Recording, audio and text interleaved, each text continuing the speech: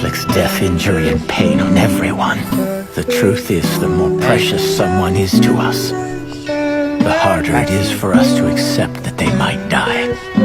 Sometimes you actually convince yourself there's no way they could die. I wanna go and see you when I'm sad. This naivete can't be helped, especially with a generation like yours. A generation that does not know war.